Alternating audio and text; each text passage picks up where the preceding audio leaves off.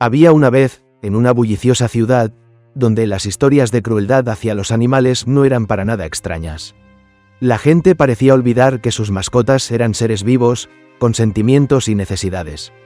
Cuando estos animales se volvían inconvenientes o una carga, eran arrojados sin compasión a las calles, dejados a su suerte. Como resultado, la ciudad se llenó de animales callejeros y abandonados, todos luchando por sobrevivir. En medio de este mar de desesperanza, un pequeño cachorro llegó al mundo. Nació en un hogar que lo veía como nada más que una molestia. Un día fatídico, cuando el cachorro aún era demasiado joven para entender la crueldad del mundo, se encontró arrojado sin ceremonias fuera de la puerta.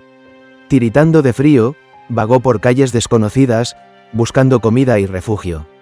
Pero el cachorro era indefenso y pequeño, demasiado joven para competir con los callejeros rudos y territoriales que dominaban la ciudad. El hambre le retorcía el vientre, y el miedo llenaba sus ojos inocentes.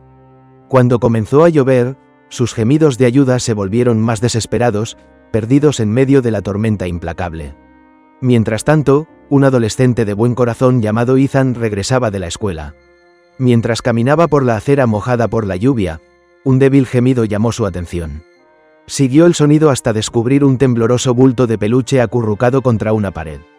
Era el cachorro, empapado y tiritando, con ojos suplicantes de misericordia. Lo levantó en sus brazos, protegiéndolo de los elementos. Decidido a marcar la diferencia, corrió a casa, su mente llena de planes para salvar aquella vida inocente. Al llegar, Ethan compartió su hallazgo con sus padres. Les explicó la difícil situación del cachorro y su deseo de darle un hogar amoroso. Sus padres, conmovidos por la compasión de su hijo, aceptaron sin dudar acoger al pequeño en su familia.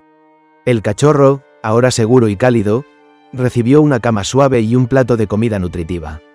La familia de Ethan lo llevó al veterinario, quien confirmó que, aparte de un poco de miedo, el cachorro estaba sano.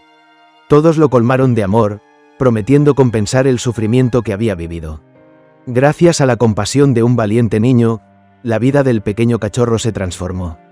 Las acciones de Ethan lo habían salvado de un destino demasiado común en su ciudad.